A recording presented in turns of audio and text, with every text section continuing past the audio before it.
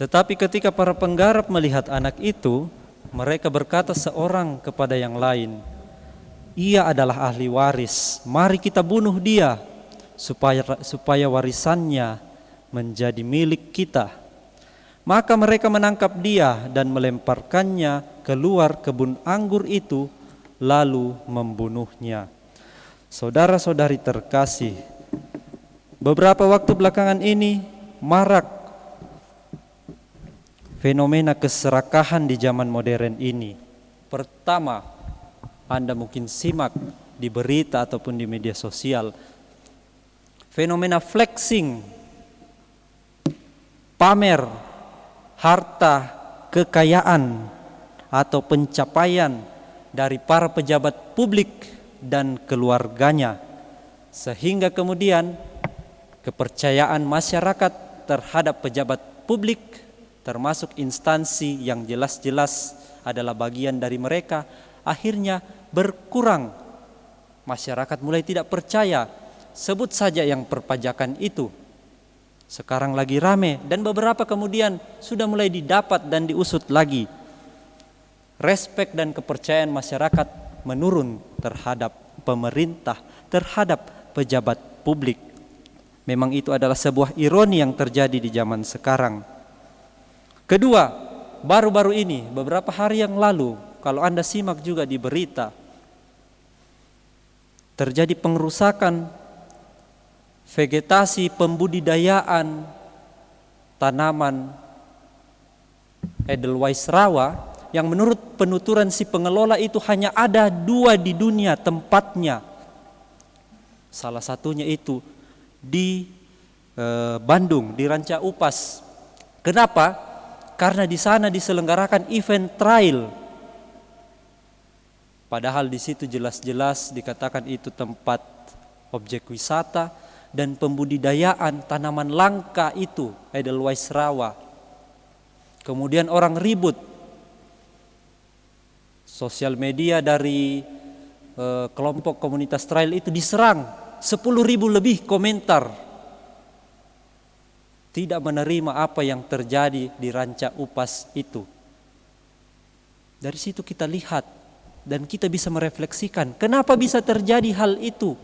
Kalau sudah jelas-jelas ditahu itu tempat apa, regulasinya seperti apa, kenapa bisa terjadi? Itulah keserakahan. Karena keserakahan semua hal dihalalkan. Saudara-saudari terkasih, keserakahan entah terhadap kekuasaan, entah terhadap ketenaran atau popularitas, entah terhadap kekayaan ataupun harta, merusak citra manusia, membuat manusia jatuh ke dalam dosa. Kita ingat salah satu dari 7 dosa pokok itu adalah ketamakan atau keserakahan. Manusia menjadi lupa diri bahwa dia hanya penggarap, bukan pemilik.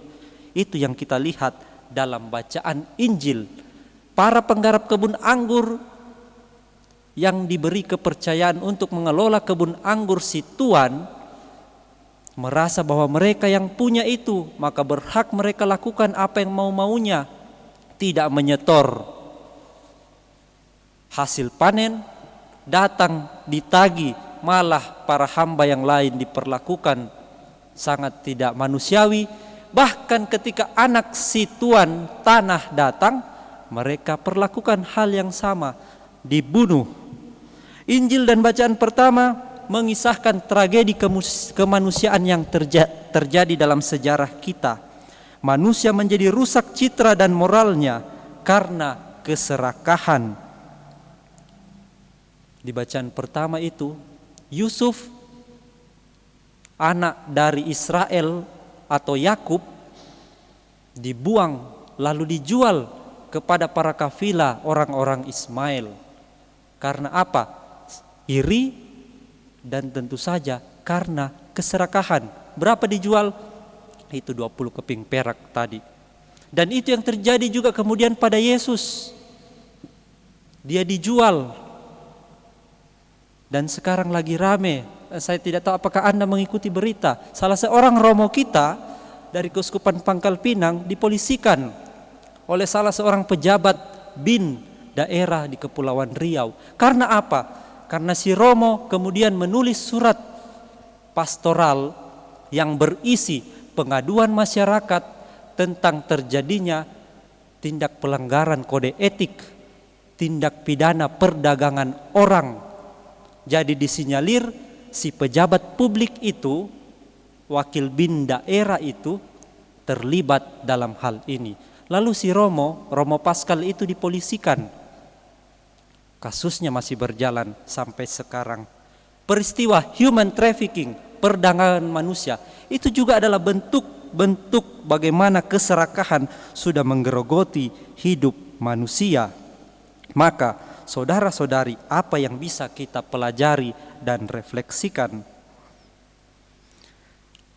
Jika karena jabatan, karena kekayaan, karena ketenaran atau popularitas, lalu Anda dibuat jauh dari Tuhan dan gereja, itu adalah gejala dari keserakahan.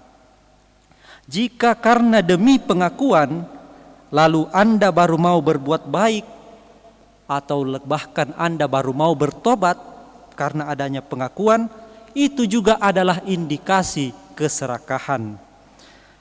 Jika kita belum punya hati, bahkan masih tawar-menawar dengan urusan menggereja, entah itu yang paling kecil, terlibat dalam perayaan liturgi, bertugas, terlibat dalam kepengurusan, menjadi apalah, terlibat dalam kegiatan bakti sosial untuk gereja, lalu kita masih tawar-menawar dengan hal itu, tetapi di satu sisi kita menuntut diberi perhatian atau pengakuan lebih oleh gereja, maka waspadalah, bisa jadi kita sudah mulai terjangkit virus keserakahan.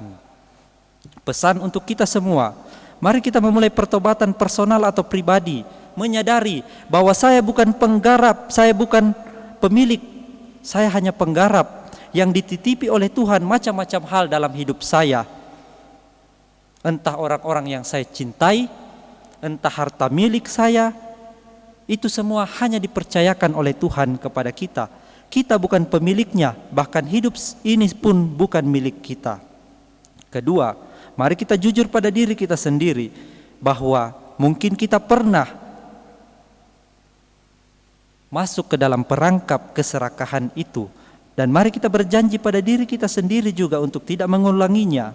Yang ketiga, mari kita mengusahakan pertobatan lewat sakramen rekonsiliasi, mengakui di hadapan Tuhan, terutama jika karena keserakahan yang pernah kita lakukan, kita telah merugikan orang lain, kita telah merusak alam, merusak relasi kita dengan Tuhan dan dengan sesama.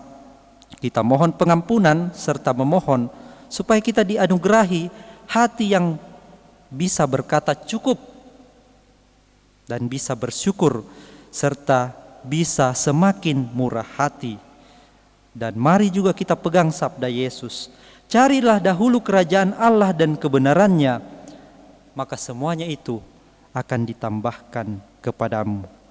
Semoga di masa pertobatan ini kita mulai mengusahakan pertobatan mulai dari diri kita sendiri, dengan jujur mengakui kesalahan kita dan mohon ampun di hadapan Tuhan, supaya kita tidak terjebak dalam perangkap dosa, khususnya keserakahan yang merebak di sekitar kita. Kemuliaan kepada Bapa dan Putra dan Roh Kudus, seperti pada permulaan, sekarang, selalu, dan sepanjang segala abad. Amin.